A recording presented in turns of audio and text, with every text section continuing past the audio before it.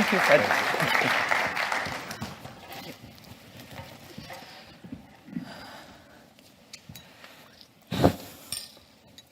Good morning, ladies and gentlemen. Welcome.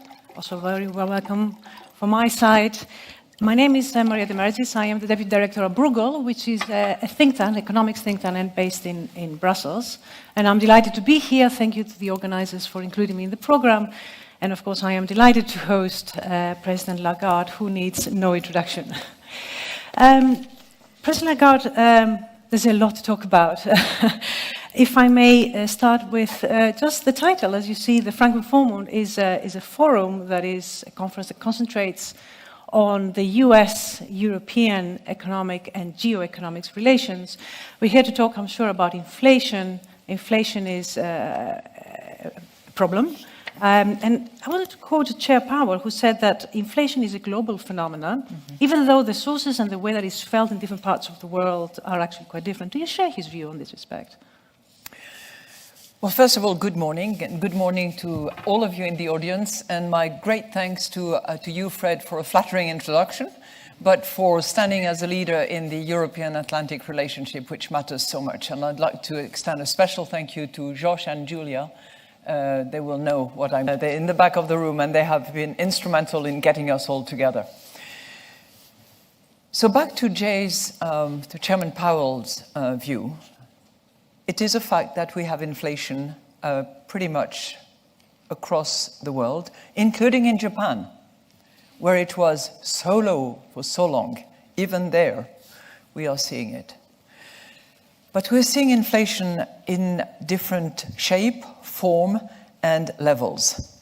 And I think it has a lot to do with the roots of that inflation. So if I concentrate only on Europe, and I will say Europe, but it's obviously the euro area, where we are welcoming our 20th member on the 1st of January, because Croatia will be joining the euro area and will become a full-time member of the European Central Bank.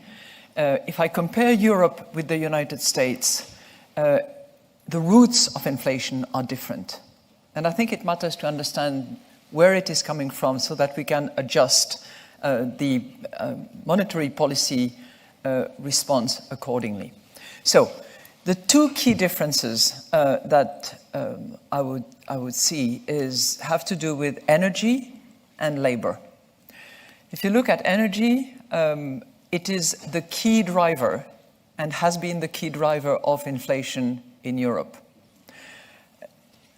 Roughly speaking, if you take the direct impact of energy, and by energy I mean electricity, gas, all petrol-related products. If I look at that, plus the indirect impact of energy costs, you're talking about roughly 60%. So 60% of the drivers behind inflation here are related to energy. If you look at the United States, it's about half of it.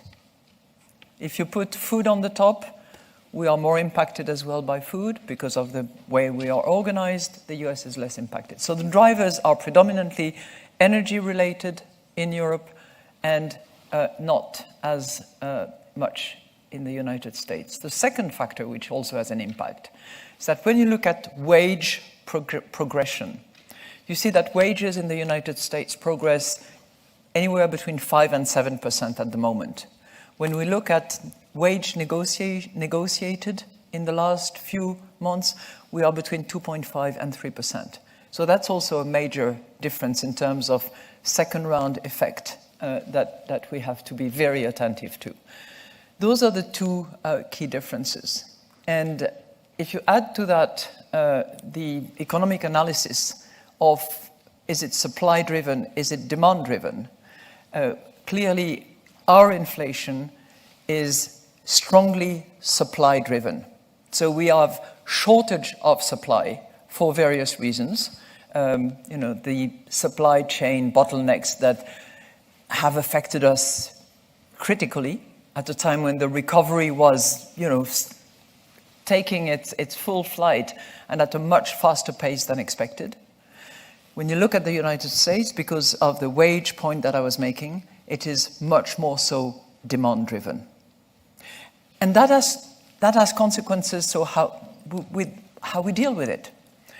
And in a way, when you have a predominantly or purely demand-driven inflation, I wouldn't say that it's fairly simple, but you have to hammer demand, reduce it so that it realigns with supply.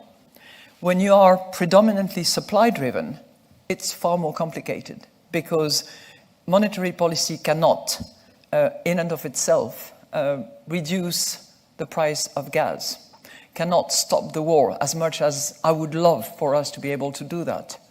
So we need to be attentive to...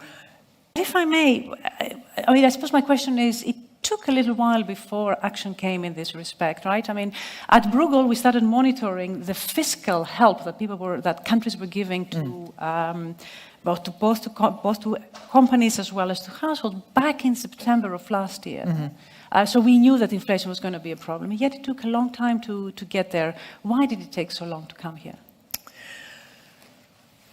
Well, first of all, we started that journey of normalizing monetary policy in December.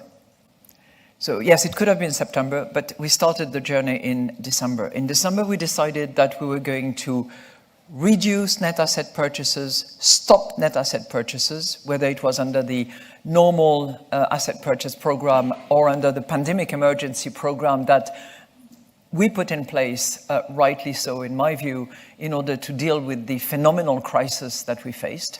But we decided to stop net asset purchases, and as soon as net asset purchases had stopped, then we decided to move out of negative interest rates, in which we had been since 2014, and then to hike again. So we decided in a matter of 2 monetary policy meetings, 6 weeks apart, 125 basis point increases. So, I'm not challenging that we made some projection errors, like everybody else who was doing projections. Maybe because many of us are using the same models.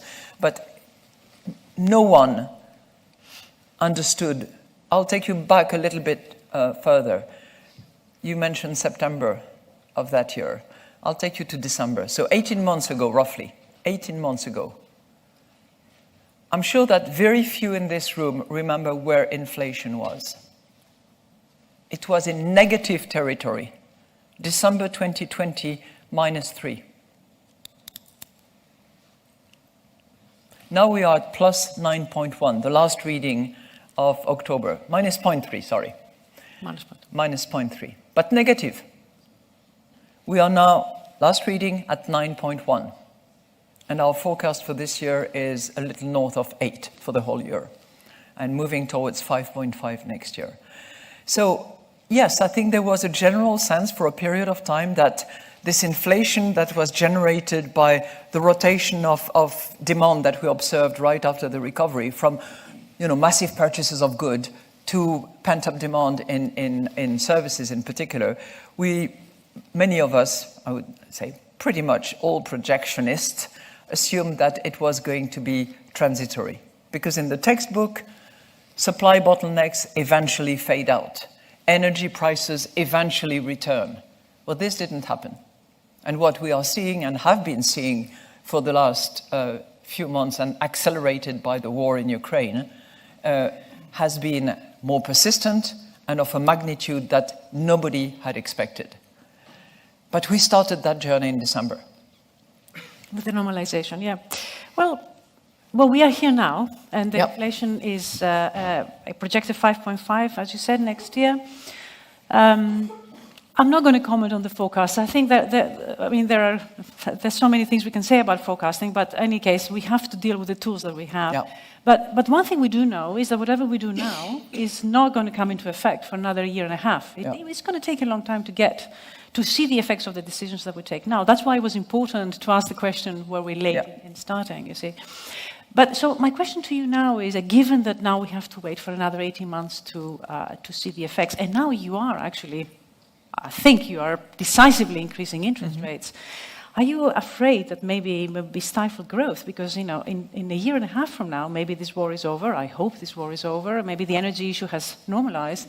Is it correct to now increase interest rates at quite the speed that we think increases are going to happen? Returning stability of prices is the mission of the ECB. This is our primary objective, stated in the treaties, as I have just said, and this is what we have to do. Returning inflation to 2% in the medium term. And we will do what we have to do, which is to continue hiking interest rates in the next several meetings, as I have said at our last monetary policy meeting. We have to deliver on that. So our primary goal is not to reduce growth. Our primary goal is not to put people on the dole. Our primary goal is not to create a recession. Our primary objective is price stability, and we have to deliver on that. If we were not delivering, it would hurt the economy far more than if we do deliver on that point. So if I may, you are trying to ensure that the inflation that we see is not entrenched. You say 60% is supply-driven, the rest is, if I may call it, demand or other things that are happening. So your hikes are there to prevent inflation from being entrenched. I think. Because we're all seeing it. I mean, and thank you again, President, for hosting us at the Chamber. It's wonderful to be here in proximity of those who are in the trade, in the business, industrialists. In the business, there are wage negotiations taking place. There is anxiety on the part of those who see the bill at the end of the month, and with the electricity and the gas prices increasing.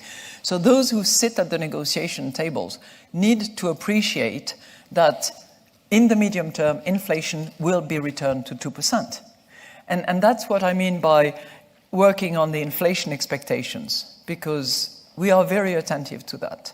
We not only look at what the models tell us, we look at what our scenarios tell us, we do sensitivity analysis, we look at surveys, we try to understand exactly what is in investors' mind, in consumers' minds, to see where it's heading. And we need to make sure that those inflation expectations stay anchored at 2%. That's really an important part of the job that we have to do at the moment, because we can impact second round effect. More difficult to impact the first round effect when they are predominantly energy driven. President Lagarde, I want to ask you a question on communication. I know you care deeply about communication, about direct and clear communication. I try. Well, no, absolutely. The issue of forward guidance, the issue of telling us what you're going to do in the future, you just also told us right now. I was personally a bit surprised to see that you had told us that you're not going to tell us what you're going to do, and then you told us we will tell you what we're going to do. At the same time, you put a lot of emphasis on the issue of uncertainty. We don't know what's going to happen. We don't know where we're going. And my question to you is, how should communication be adjusted that quite when the degrees of uncertainty that we have out there are so big, when we don't know where we're going? Should we not go there slower, or should we go faster? And how should you adjust your communication when actually the future is quite so uncertain? You're totally right that the future is extremely uncertain. And that's the reason why we decided that we would decide meeting by meeting on the basis of the data that we receive. And I think that in such uncertain times, to rely exceedingly on forward guidance would be a constraint and would not be good communication. Because if you communicate in terms of forward guidance that you're going to do this or that at such time, it will be state dependent, an uncertainty result in a completely different situation from what you had anticipated in your models, in your scenario analysis, in your sensitivities analysis. Then your forward guidance was wrong, you misguided those who carefully listened to you.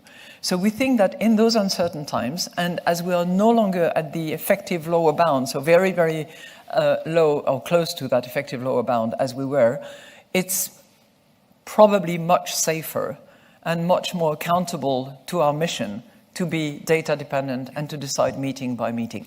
Now, I gave a little bit of forward guidance by saying that, and I think it's based on sufficient analysis and facts, when I said that after the 125 basis points hikes of interest rates, that there will be more interest rate hikes in the next several meetings. Because we are not at the neutral rate yet.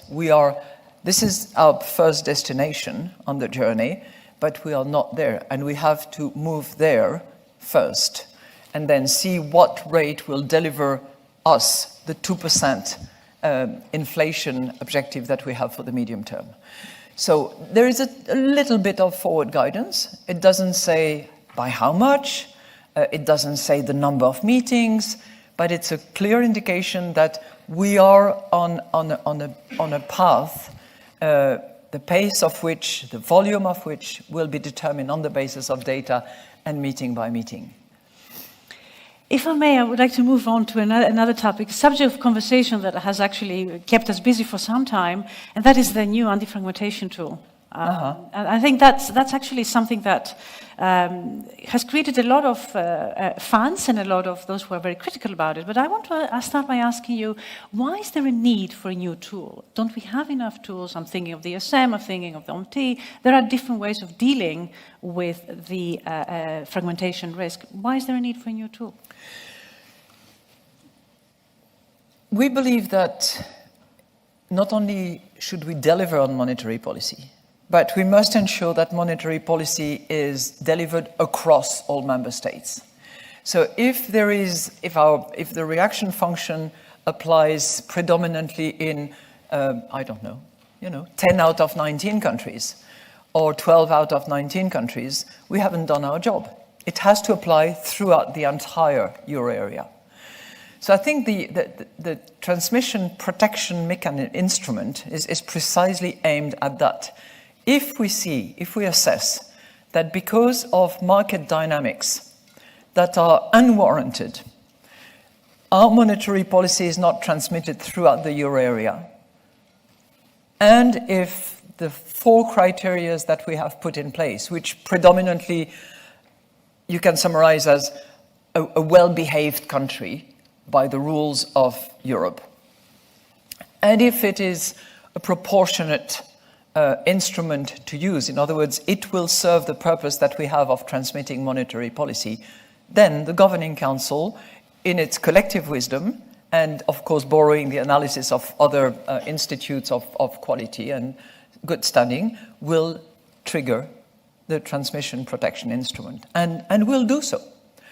It's one more instrument that we have in the toolbox, and it's intended for that specific purpose.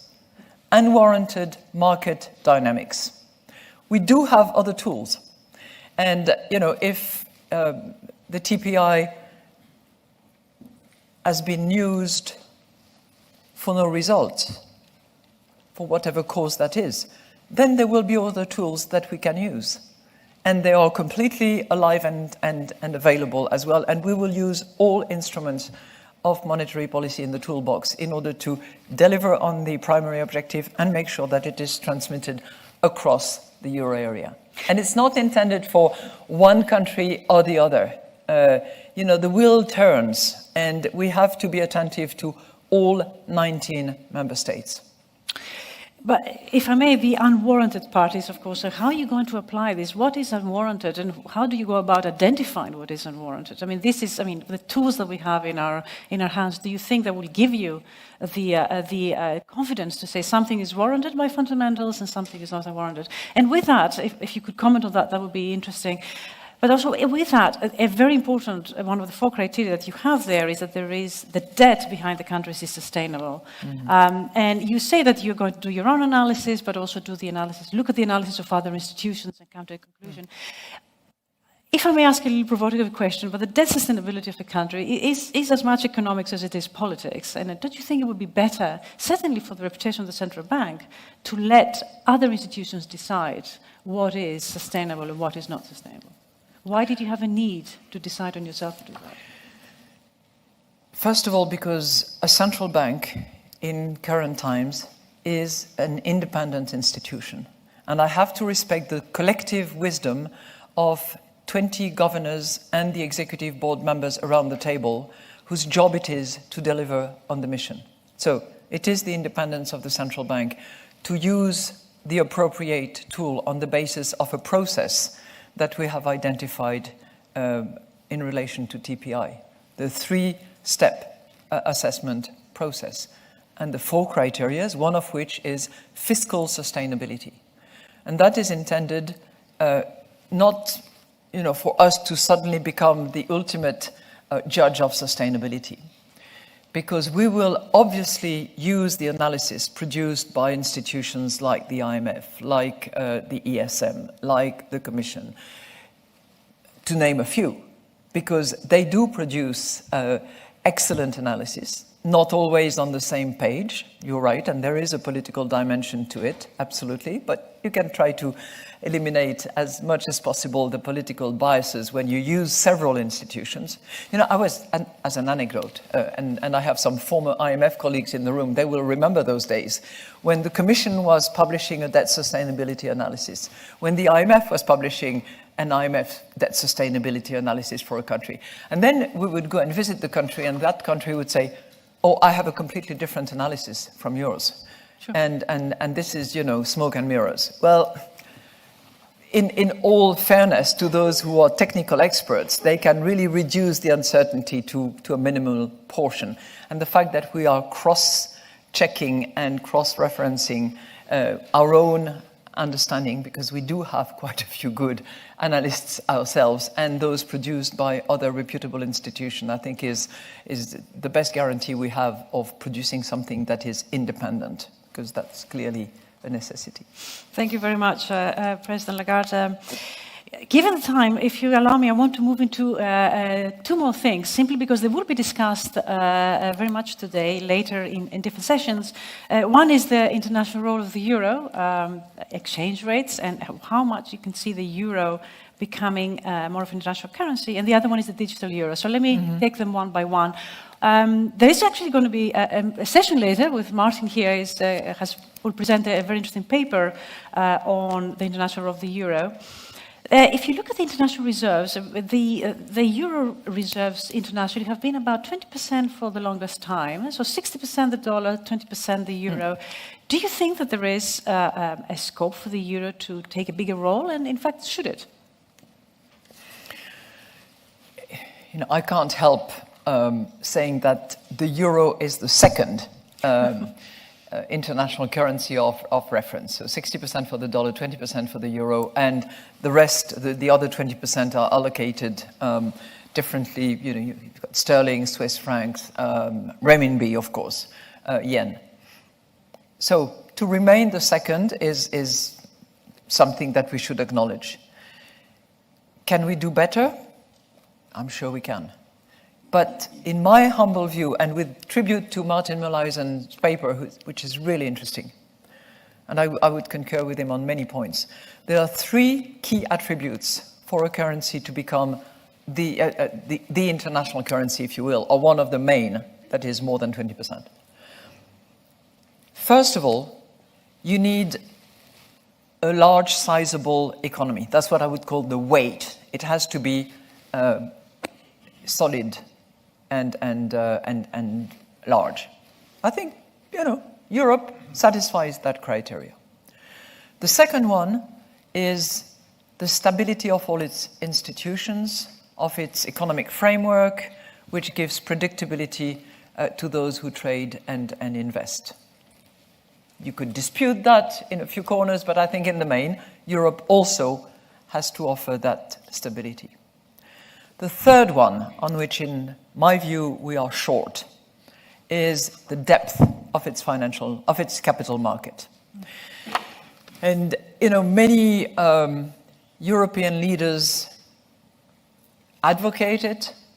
I don't see many European countries actually moving forward with the project of really delivering on a European capital market that would be a union capital market. So we have good markets. Let's get it right. There's a good capital market in Germany, there's a good capital market in France, there's a good capital market in all those countries.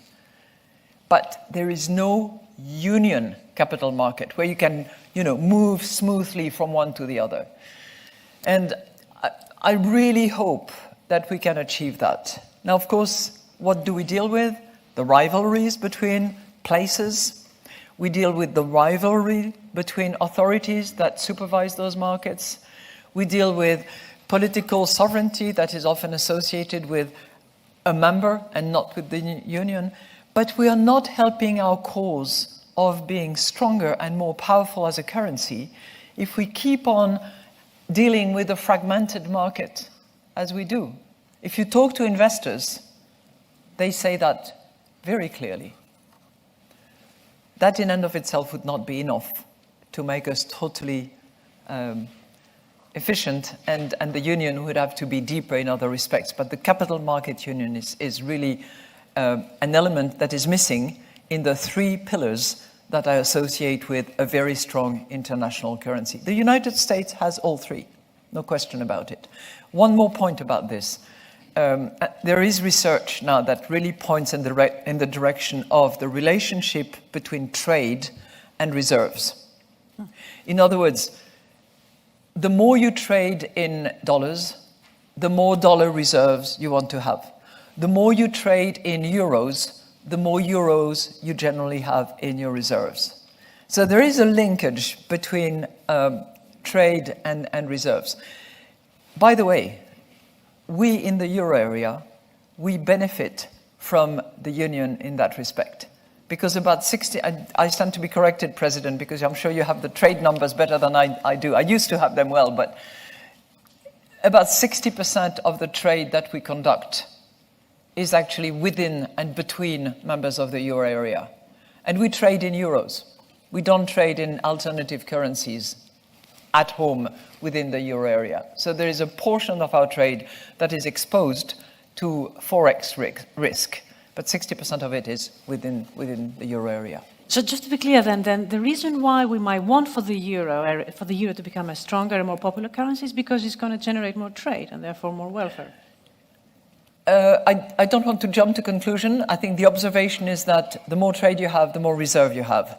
But it's obvious that the stronger the currency, the easier it is. You know, when you go and visit Vietnam, or when you go and try to invest in whichever country, typically the relationship ends up with how much, and then in what currency, and who takes the exchange risk. Well, if we have a strong currency, you can negotiate in euro rather than have to go through either the local currency of the country in which you invest or with which you trade, or the dollar, which is often referred to as the currency of reference because of its role as an international currency. If I may pick on one of the things you said on the depth of the capital markets, I think as the one missing. Yeah. Slightly diverging a little bit of the role of the currency, but the creation of the depth of markets in the euro area is something that we have been at it for some time. Yeah. We have been 10 years. More than 10 years. Yeah. More than 10 years we've been there. What, in your view, is the one thing that we need to do next in order to really create the conditions for capital markets to develop and thrive in Europe? Well, what makes the strength of the U.S. Capital market is Treasury bills, Treasury bonds. This is something that we have in a scattered way, not in a unified way. And the only instrument that I can think of which is vaguely similar to that would be the European instrument that are issued by the Commission to finance Next Generation EU. But that has been defined and agreed as an ad hoc instrument to deal with the pandemic. Will we go further than that? It's not for the central bank to decide. Would it help setting up a strong capital market with depth? Of course it would. Thank you for that. I'm looking at the time. I really want to talk also about one more last thing, the digital euro. We're here for the rest of the day now. Well, exactly. First of all, I like to commend the Atlantic Council because they have produced a wonderful database on where countries and central banks are with regards to digital currencies. But again, talking about the euro area, I am, certainly for the benefit of our audience, I am a bit puzzled why, don't we already have a digital euro? I never pay with cash, I only pay with digital money. What is a central bank digital currency? All right, to keep it super simple, I would say that it's a digital banknote with a little less anonymity than the paper banknote. okay? Because it is issued, guaranteed by the central bank. Am I saying that banknotes will disappear? No. And, you know, that's the beauty of Europe. You are fine paying with your plastic cards or with your phone or using whatever token you use. But in other countries, people are still very happy to hold banknotes in their pocket and to pay quite significant purchases with cash. I happen to be one of those. I like banknotes. I'm sorry. I use plastic cards on my phone eventually, but yeah, there is an attachment to cash that exists in many countries. If you look for, at the moment, I think there is a referendum in Austria to argue with public opinion support against a directive by the Commission to actually require that any payment north of 10,000 euros be made not in cash. Well, the Austrians are not happy with that, as I understand, because they want to be able to use cash. Now, there are multiple reasons why it is legitimate to not have those huge payments in cash, because you want traceability, you want to fight money laundering, you want to fight tax evasion, da-da-da-da-da-da. But do you know what is the first thing that we found out when we did the first survey and sort of client testing? We found that all those who are interested in a digital euro, that would be a central bank guaranteed payment system, peer-to-peer and otherwise, they say that the one thing that we really care about is privacy.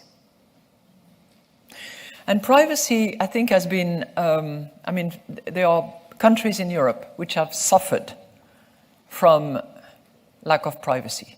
And these countries are particularly attached to their privacy. But second, I think there have been enough scandals in the last few years of companies that have collected data through payments, notably, and otherwise, and that have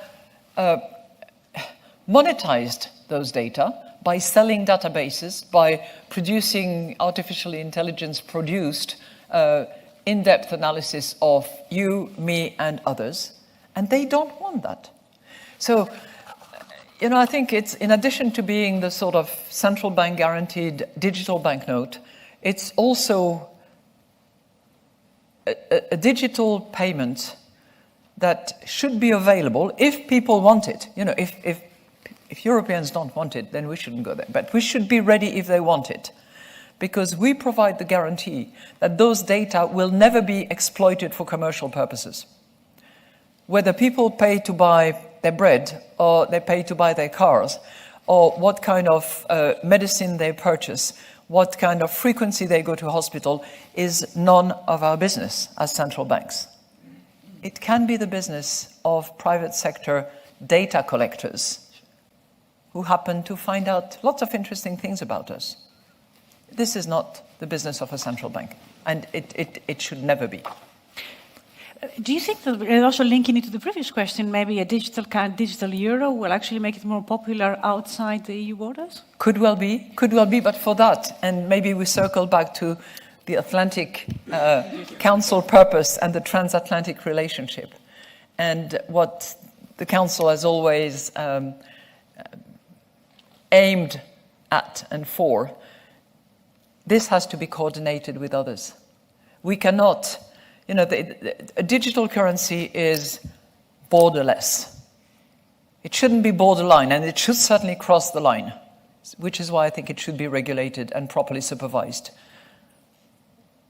But it can facilitate cross-border payments, big way, which is why between the United States authorities, the European authorities, and others beyond that, we need to compare notes. We need to check what the imperatives are. We need to understand what is the ideal supervision and regulatory mechanism, so that we have something that, you know, systems and currencies in digital form that can talk to each other, even at retail level, and certainly more so at wholesale level. So I'm so pleased that the Atlantic Council is doing this CBDC tracker and is facilitating a dialogue between the authorities. I think it's great. We need it. Absolutely. President Lagarde, thank you very much. That's all we have time for today. Thank you for your very frank and very clear answers, and thank you for taking the time to join us this morning. Ladies and gentlemen, I give